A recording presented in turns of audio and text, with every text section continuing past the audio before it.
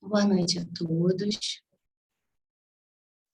Eu sou Thais Loureiro, do Centro Espírita Pedro de Alcântara, 29º seu. Agradeço muito o convite do pessoal do Centro Espírita Amor à Verdade.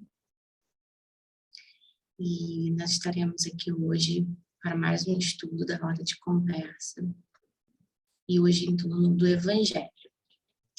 Vou começar lendo uma página inicial, para a gente fazer a prece.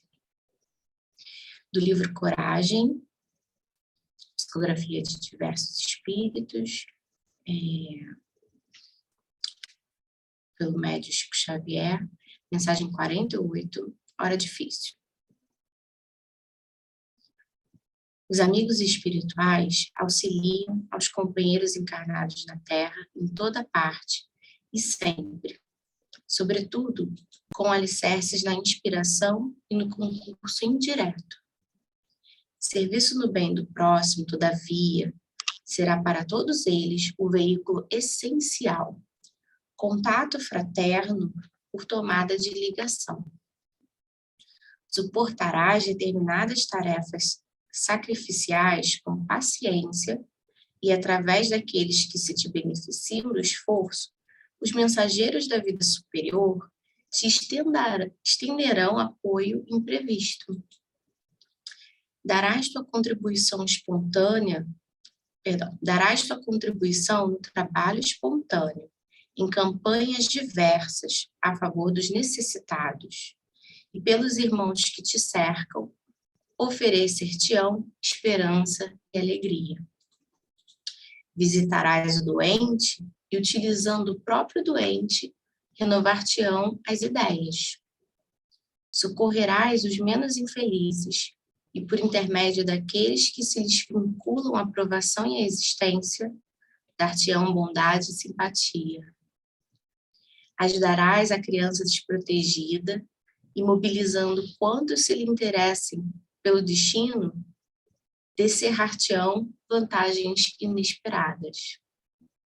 Desculparás ofensas recebidas e, servindo-se dos próprios benefícios da tua generosidade e tolerância, surpreender-te-ão com facilidades e bênçãos a te enriquecer as horas. Permanecerá o tarefeiro na tarefa que lhe cabe, e os emissários do Senhor encontrarão sempre meios de lhe prestarem assistência e cooperação. Entretanto, eles também, os doadores da luz, sofrem por vezes a intromissão da hora difícil. Quando o obreiro se deixa invadir pelo desânimo, eis que os processos de intercâmbio entram em perturbação e colapso, de vez que, entorpecida à vontade, o trabalhador descamba para a inércia, e a inércia, onde esteja, cerra os canais de auxílio, instalando o deserto espiritual. Emmanuel.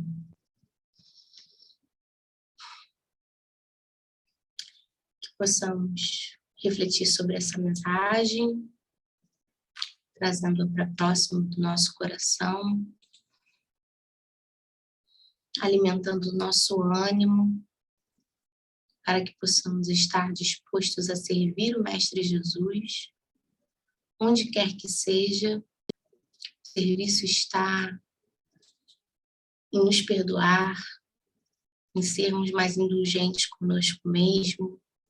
O serviço está na nossa família, no nosso trabalho, no nosso dia a dia, com todos aqueles que encontramos no nosso caminho, podemos servir, sendo caridosos, buscando a mensagem de Jesus nas nossas relações, viver a mensagem de Jesus nas nossas relações.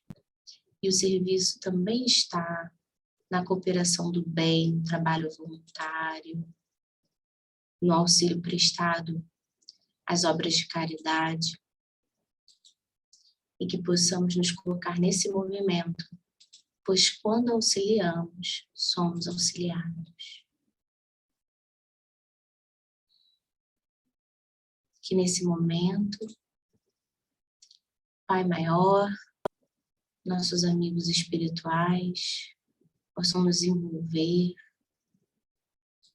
propiciando o ambiente, para que possamos estar em sintonia com o alto, estudando a nossa querida doutrina espírita, refletindo sobre os ensinos do Mestre Jesus e buscando ativar em nós essa centelha divina que vai nos auxiliar nesse trabalho maravilhoso da nossa reforma íntima, para que possamos a cada dia nos modificar um pouquinho mais, nos aproximando do nosso objetivo maior. Que nesse momento também possamos ser uma corrente de energias boas a todos aqueles que necessitam, nessa meia hora que a gente vai ficar juntos, vibrando no amor, na paz, nas energias do bem, que a gente possa espalhar essas emanações, chegando a todos aqueles que precisem. Que assim seja. Bom, nós estamos no mês de Kardec, porque Kardec, o codificador da nossa doutrina, nasceu no começo do mês de outubro, dia 3/10/1804. Então, em outubro, nós celebramos o mês de Kardec. Então, é sempre muito bom a gente falar um pouquinho, né, do nosso codificador e do trabalho da codificação. Como a gente já está no meio do mês de Kardec, eu tenho certeza, né, e eu já vi que os outros companheiros já falaram um pouco sobre Kardec. Então, a gente vai falar aqui, que a gente vai trazer, que hoje a gente vai estudar o Evangelho segundo o Espiritismo, uma obra fundamental, né? A gente percebe que nas nossas casas espíritas, o que a gente mais estuda? O Livro dos Espíritos e o Evangelho. Sempre esses dois ali, com as outras obras também, né? Que são muito importantes, né? O Pentateuco todo, ele é essencial, mas essas duas obras são as mais estudadas nas reuniões públicas, porque é o primeiro ponto de contato de quem está chegando na casa espírita com a doutrina. E é interessante porque o Evangelho segundo o Espiritismo, na verdade, é a terceira obra publicada, né? Ele vem com o Livro dos Espíritos, depois vem com o Livro dos Médiuns, e a gente consegue entender por quê. É um movimento nascente, né, da construção do Espiritismo, e as comunicações são a principal forma das pessoas, naquele primeiro momento, vivenciarem o Espiritismo. Então, havia uma necessidade de você estabelecer um manual para auxiliar esses médiuns. Então, ele vem o Livro dos Espíritos, depois o Livro dos Médiuns, e então a gente chega no Evangelho segundo o Espiritismo, que é a gente vai estudar hoje um trecho dessa obra. Nesse Evangelho segundo o Espiritismo, qual foi a preocupação de Kardec ao pensar, vamos desenvolver essa obra nesse momento agora? É com a questão da moralidade. Até mesmo quem estava buscando o Espiritismo, no início, busca muito encantado pelo fenômeno mediúnico, né? Pela possibilidade da comunicação e de como essa comunicação se dá.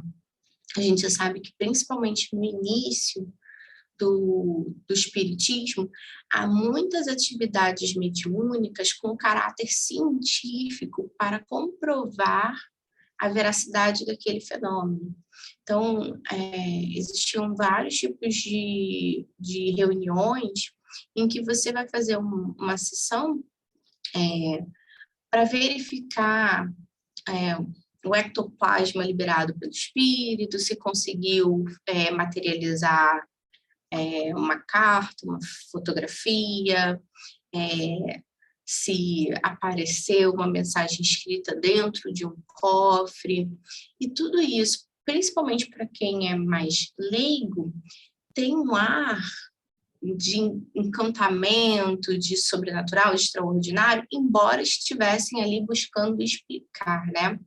E aí Kardec, preocupado que já com as outras religiões também percebia isso, né? As pessoas vão para as religiões muito mais curiosas por esses ritos, por essas possibilidades de contato com o espiritual, e a parte da moralidade, ela é muito mecânica, porque não há um desejo claro de traduzir os ensinos, de debater, de discutir, de universalizar esses ensinamentos. E aí as pessoas repetem passagens, repetem trechos de livros, trechos de sermões, pensando nas religiões que havia na época, ali na Europa, né? Mas sem refletir, sem interiorizar mesmo.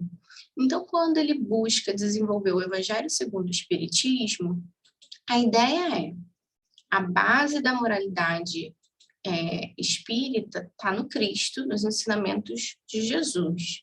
Então, a gente vai trazer esses ensinamentos em trechos e com explicações, que muitas vezes, inclusive, Jesus vai falar os seus ensinamentos por parábolas, que nem sempre são claras, que às vezes falta o contexto histórico, o contexto de entender aquela realidade para conseguir entender do que está sendo falado ali. Então, a gente vai pegar alguns trechos que contêm os ensinamentos principais e vamos desenvolver explicações aproximando aquele conteúdo da realidade das pessoas.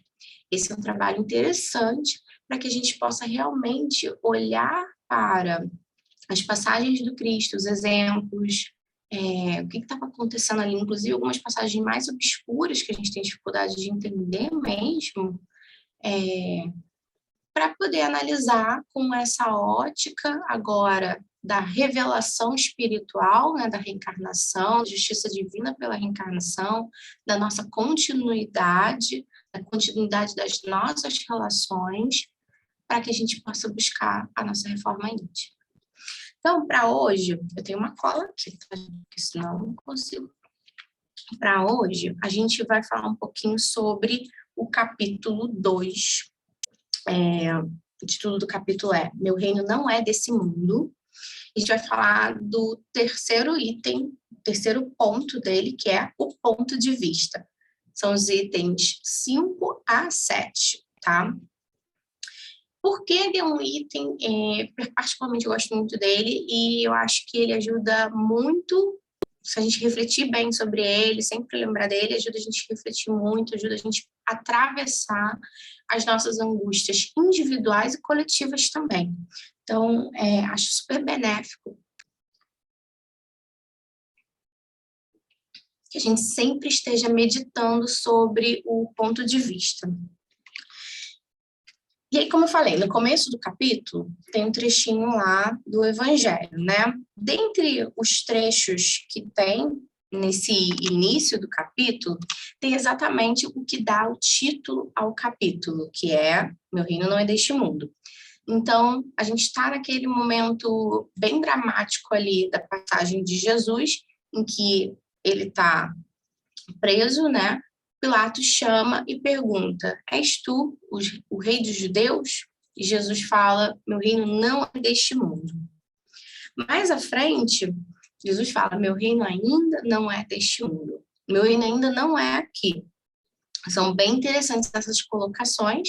E no Evangelho segundo o Espiritismo, essa passagem é a retirada do evangelista João, capítulo 18, versículos 33, 36 e 37. O cerne do capítulo está nessa afirmação. Meu reino não é deste mundo, meu reino ainda não é aqui. Porque a partir dessa afirmação de Jesus, ele desenvolve nesse capítulo a ideia da vida futura. Opa, se o reino de Jesus não é aqui, onde que é? Se ainda não é aqui, em que tempo será? Um tempo futuro. A gente precisa aí caminhar na nossa evolução para chegar nesse momento, nesse lugar nosso, onde a gente vai estar mais de acordo, vivendo, né? Mais de acordo com os ensinos do mestre, que é a aplicação das leis divinas na nossa vida. E aí, nesse momento, a gente vai estar ali realmente vivendo o reino de Deus em nós. Então, o cerne todo do capítulo gira em torno disso, e aí lá nesse último item de desenvolvimento, porque depois tem instruções dos espíritos, ele vai falar assim para a gente, na primeira frase do item 5, ponto de vista. A ideia clara e precisa que se faça da vida futura, dá uma fé inabalável no porvir. E essa fé tem consequências enormes sobre a moralização dos homens. Porque muda completamente o ponto de vista pelo qual eles encaram a vida terrena. Só essa frase, gente, a gente consegue ficar horas falando sobre ela, tá? A gente vai falar um pouquinho. Lá no início, né, ele fala, ideia clara e precisa sobre a vida futura. E aí a gente já começa a refletir. Opa, me considero espírita, sou espírita. Se você está aqui pela primeira vez, pelo menos você simpatiza com essa ideia de que as coisas não acabam aqui.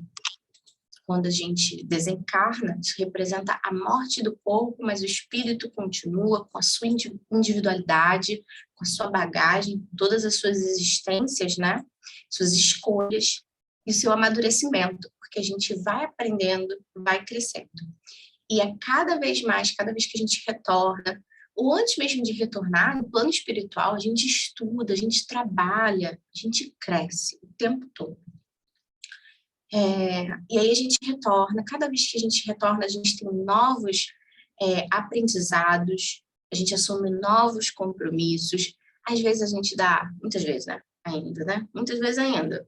A gente dá umas derrapadas e acaba precisando estudar mais, trabalhar mais, passar por mais situações para a gente finalmente aprender.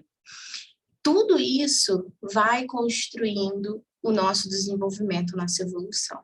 Hoje nós somos espíritos imperfeitos aqui nesse mundo de expiações e provas, caminhando, né, para a regeneração. A gente está aí no começo de uma fase regeneradora, que são sempre processos longos, não se dão de um dia para o outro. Opa, hoje a gente ainda é expiações e prova, amanhã é regeneração, hoje a gente já está na regeneração.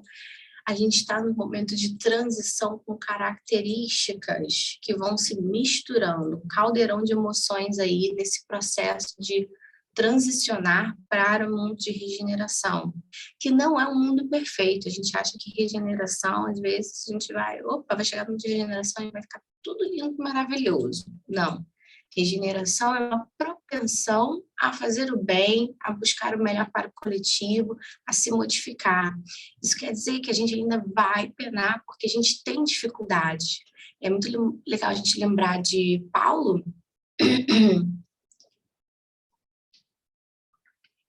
falando para a gente, né, naquele questionamento que ele faz, por que o bem que eu quero fazer eu ainda não consigo fazer e o mal que eu não quero mais fazer eu ainda faço? O querer, ele é essencial, mas ele é o começo, ele é o pontapé. Ele não vai garantir que a gente vai conseguir. A tentativa, a insistência, a fé de que a gente vai chegar lá para não desistir do nosso processo é que vai fazer com que a gente levante a cada deslize e prossiga, né? Isso vai estar mais forte na gente nesse período de regeneração, mas não é garantia que a gente vai acertar todas e que o mundo vai ser cor-de-rosa, não, tá? Mas faz parte do nosso processo evolutivo. E aí a gente vai chegar naquele momento de Jesus, que já está vivendo o reino de Deus, né?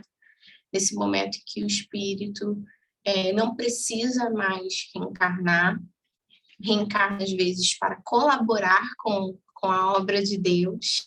Nós vamos ser assim, colaboradores, já somos, todos nós temos a nossa parte colaborando com Deus, né? Mas no sentido de que a gente não precisa reencarnar para resgatar os nossos erros.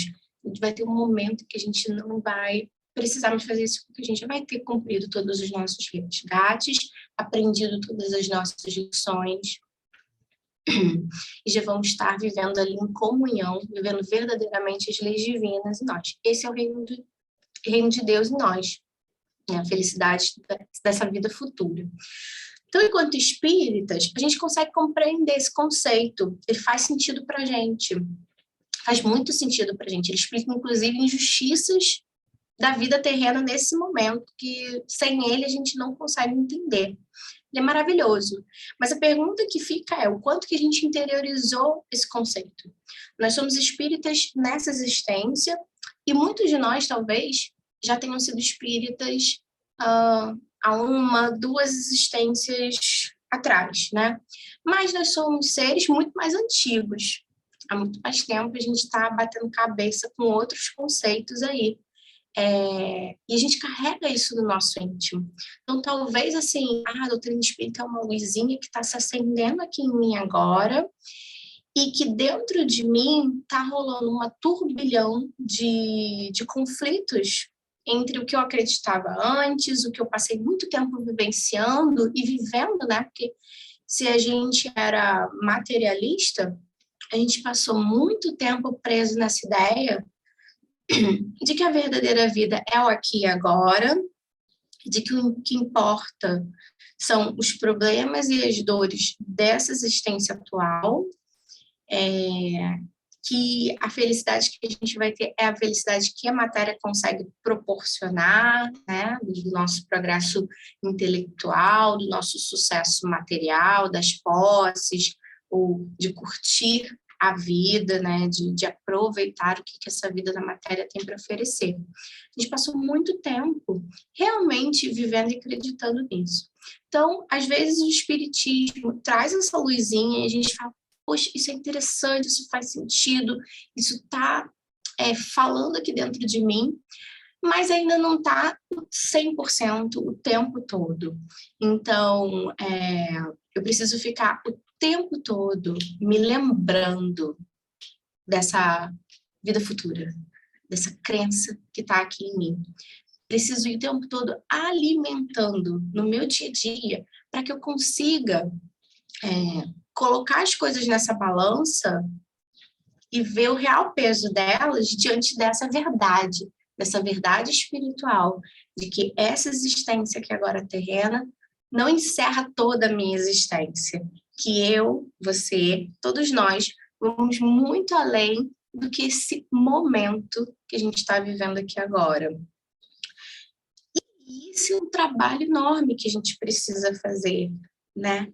De se aproximar desse conceito, de fazer essa ideia clara e precisa no nosso dia a dia, permeando todas as nossas escolhas, os nossos pensamentos, como a gente se sente em relação a acontecimentos da nossa vida. Então, é a primeira coisa que já chama atenção, né, nesse trecho, né? Depois ele fala de uma coisa bem interessante, que é uma proporcionalidade, né? O tanto que eu acredito nessa vida futura, o quanto que eu tenho de ideia clara nessa vida futura, vai tornar inabalável a minha fé no futuro. Se eu tenho muita certeza, muita convicção de que eu realmente, quando o meu corpo físico morrer, eu, espírito, vou continuar aprendendo, estudando, vou continuar me relacionando com outros espíritos, né, assim, de convivência, vou continuar buscando a minha melhoria, trabalhando para o meu progresso, depois planejando o meu retorno, e vou estar aqui de novo. Se tudo isso é muito claro e eu tenho muita convicção nisso, eu tenho mais fé no futuro. E isso, num contexto menor para mim, que às vezes é muito angustiante mesmo, né, dos meus problemas, eu vou botar em perspectiva os meus sofrimentos nesse sentido, tipo assim, eu sou um espírito que não tem fim, né, nossa existência não acaba. Então, se hoje, nessa existência, que eu tô com 34 anos, mas eu vou viver, não sabemos quanto, né? Pode ser até amanhã, pode ser mais 20 anos, pode ser mais 30 anos. Temos aí um monte de possibilidades, mas que tem um limite. Essa existência tem um limite, né? Então, vamos colocar que eu possa viver mais 40 anos aí nessa existência. Qualquer problema que eu tenha, problema dos meus relacionamentos, problemas de saúde, problemas financeiros, uma violência que eu sofra nessa existência, que vai se encerrar no total aí, uns 80 anos, vou botar assim. Quando eu boto em perspectiva a vida futura, que eu não tenho fim, isso se torna bem pequeno. Isso fortalece a minha fé no futuro, porque eu vou conseguir falar assim, isso vai passar. Isso também passa. Então, tudo que é do campo, do terreno aqui, da vida terrena, fica passageiro e ligeiro. É um passageiro que a gente consegue dizer assim, é rápido diante de tudo que eu tenho pela frente. É um momento muito rápido diante de tudo que eu tenho pela frente. Isso ajuda a gente a mudar o nosso ponto de vista com relação a essa vida, né? Porque o problema que era gigante, que ia tomar toda a minha vida, talvez, né? É uma doença que não tem cura, uma doença que eu vou ter que conviver pro resto da minha vida. Nossa, isso é uma dor, isso é um aprendizado, isso é um se adaptar a essa nova realidade. Eu tinha uma vida, às vezes, é uma doença que te compromete, né?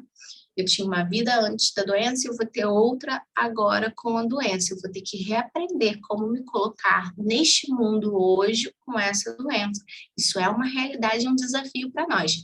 Porém, na perspectiva da vida futura, eu consigo pensar assim, mas isso passa.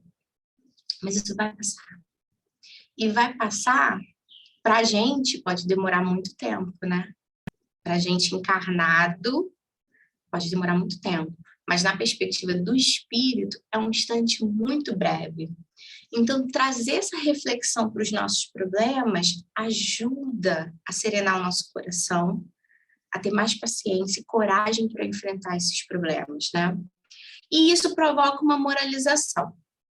É o que ele vai falar para a gente, porque a partir dessa perspectiva, eu consigo entender que eu vou ter muita coisa pela frente que depende do meu presente. Quanto melhor a gente caminhar nesse momento agora, mais fortalecido a gente vai estar, para ter menos dores no futuro. Que é isso que a gente quer, né? Então, eu também vou me comprometer em buscar essa reforma íntima para que cada passo que a gente der em direção ao nosso futuro, a gente esteja mais próximo do reino de Deus.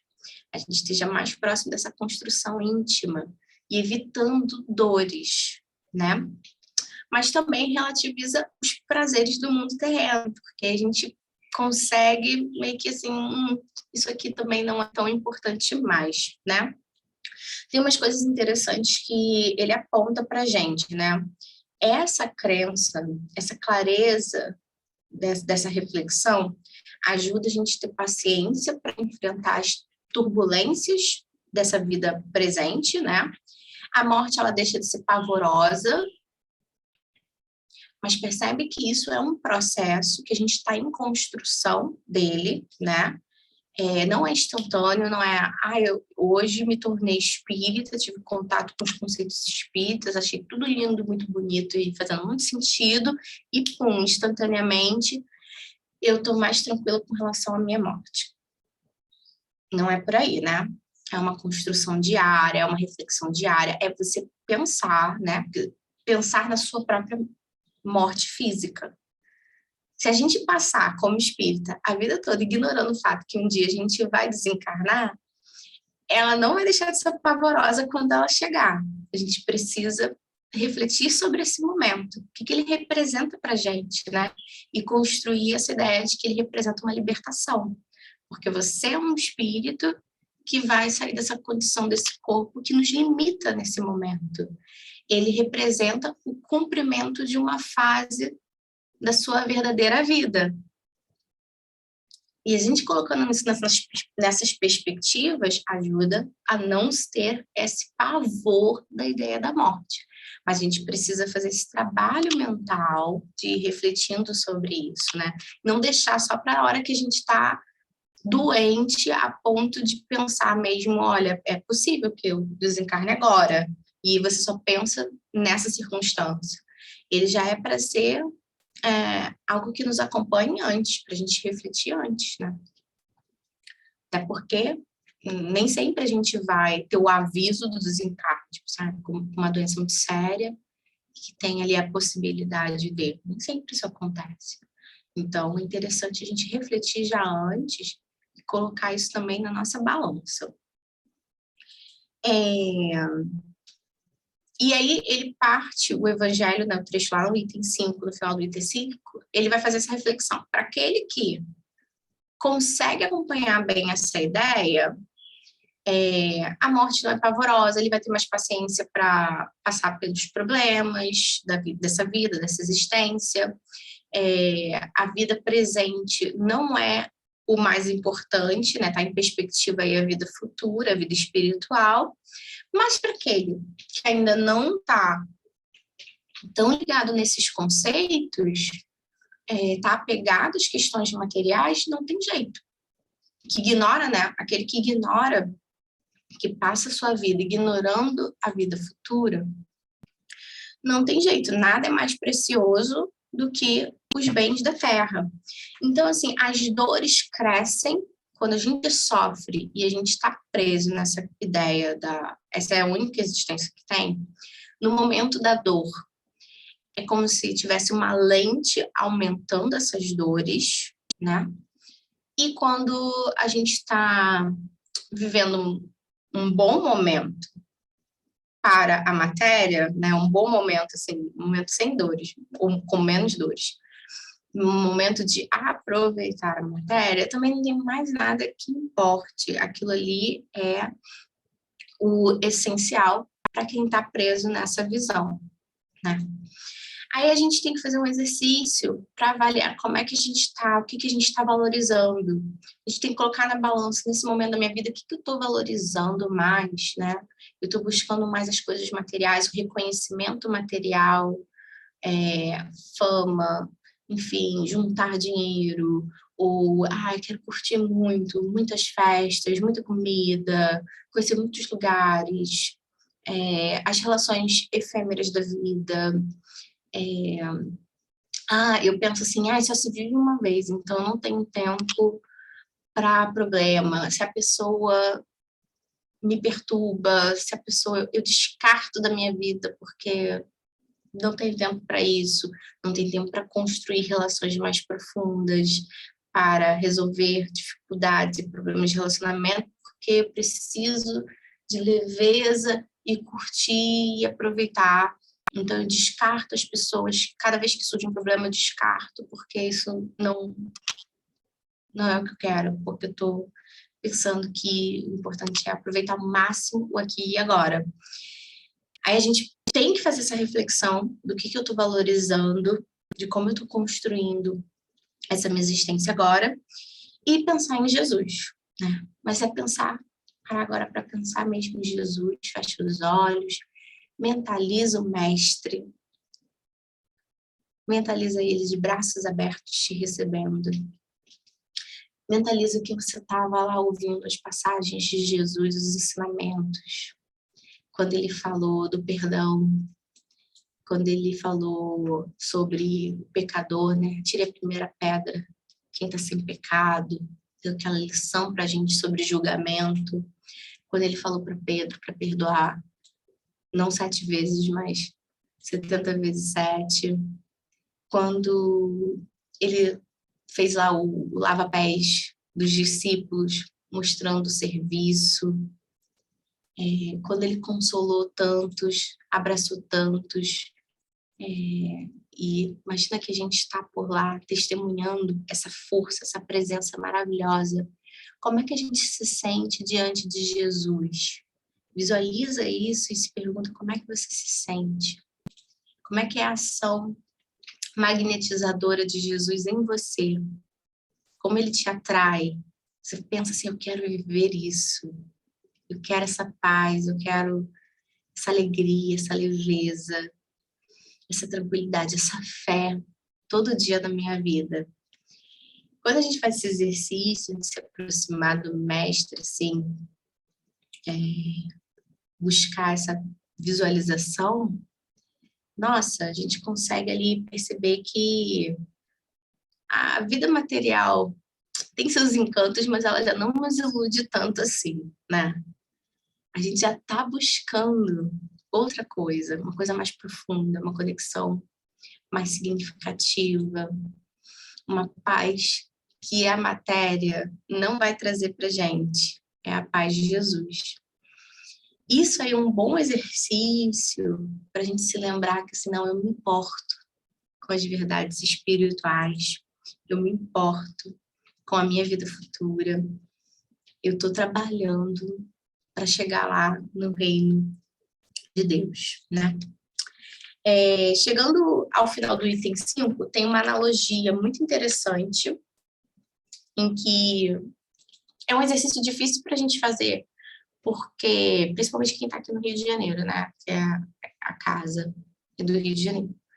Porque a gente está em centros urbanos, a gente vive essa perspectiva, então para a gente é um pouquinho mais difícil de fazer, mas talvez tente lembrar quando você era criança, eu pensei nisso, né? Quando eu era criança e fui pela primeira vez para o centro da cidade, eu lembro de estar lá na Presidente Vargas, descer do metrô, na Presidente Vargas, e já sou pequena, né? Menor ainda, criança, olhar assim para os prédios e ficar, nossa, é tudo muito grande. Tudo muito grande, tudo muito alto, né? A Avenida Presidente Vargas enorme e os prédios enormes, eu fiquei assim meio impactada com aquilo. Eu acho que essa sensação desse impacto que eu tive ajuda bem nessa analogia. Não sei se vocês já viveram uma experiência assim, mas quando eu penso nessa analogia, eu lembro dessa cena, bem na minha cabeça essa cena e essas emoções que eu senti ao olhar para os prédios super altos. A analogia que ele faz imagina uma pessoa dentro de uma cidade, né? Tudo é grandioso. Tudo é, na época de Kardec, inclusive, nem era tanto, imagina agora, né? Tudo é grandioso. Você se coloca assim, você do lado de um prédio super alto, você próximo a um monumento, lá no Cristo, por exemplo, Cristo Redentor. Você próximo a uma ponte grande. Ele também cita aos homens com altas posições, né? Uma pessoa comum perto de alguém de uma alta posição, você percebe que a dinâmica é diferente, as pessoas que estão em volta se portam diferente, às vezes tem seguranças envolvidos, tem um burburinho, então você fica meio assim, eita, o que está acontecendo aqui? Porque é uma presença ali, né? A gente tem isso. Então ele fala que a pessoa dentro da cidade é a pessoa que está vivendo a vida material com os olhos de vida material apenas. Tudo é muito grandioso. As dores são enormes e os benefícios também, né? Os gozos terrenos também são enormes, ali naquela perspectiva. Quando essa pessoa sai do meio da cidade e, por exemplo, vai para uma montanha próxima que dê vista para a cidade, tudo fica minúsculo. Né? Já teve essa experiência de subir uma montanha, um morro, um pico, e ver, assim, aquele ponto da cidade que você conhece ficar meio turvo, meio, né, desaparecendo ali, você ficar com dificuldade de reconhecer aquilo ali é aquela região, aquela área, porque eu estou meio perdido aqui, porque está tudo pequenininho, tão igual.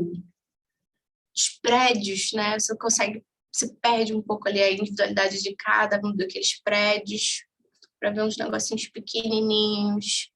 As pessoas desaparecem, tanto as poderosas quanto as comuns. Essa é a perspectiva, quem sobe da montanha está na perspectiva da espiritualidade, né, da verdadeira vida. E é nessa perspectiva que a gente precisa fazer esse exercício de se colocar. Porque aí, nesse cenário, aquele problema gigante, que era o prédio, já não é tão assustador assim.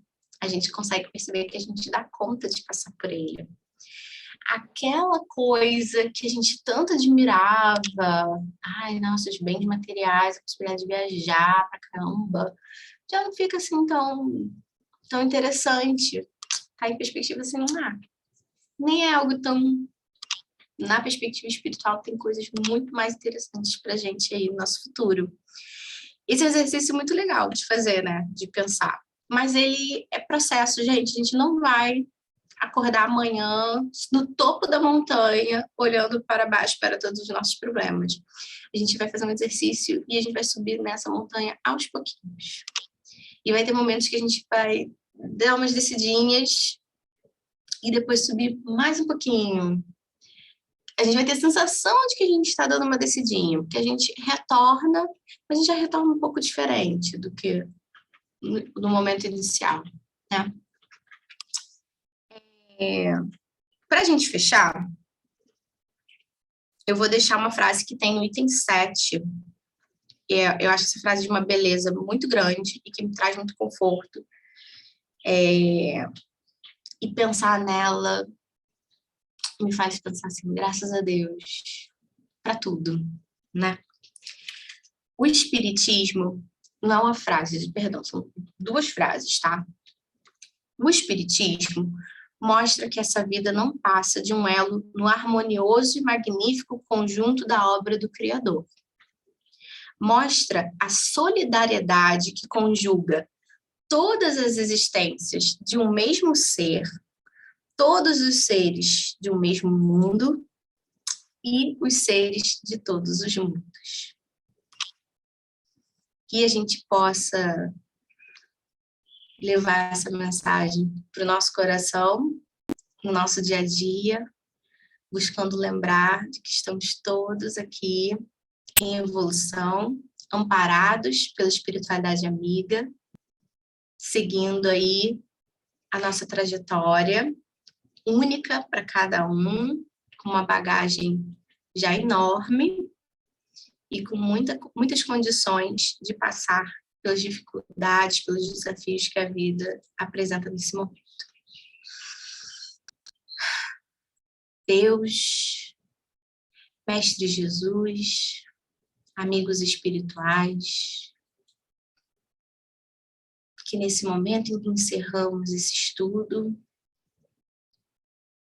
agradecemos por essa oportunidade bendita e rogamos que possamos receber as bênçãos do alto,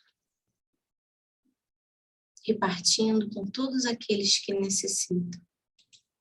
Que nesse momento possamos compartilhar essas luzes, paz, serenidade, força, fé, coragem, clareza na nossa mente, com todos aqueles que precisam nas suas dores, para colocá-las em perspectiva, vê-las sob um novo ponto de vista, para que possamos ter ânimo e força para suportá-las. Que assim seja.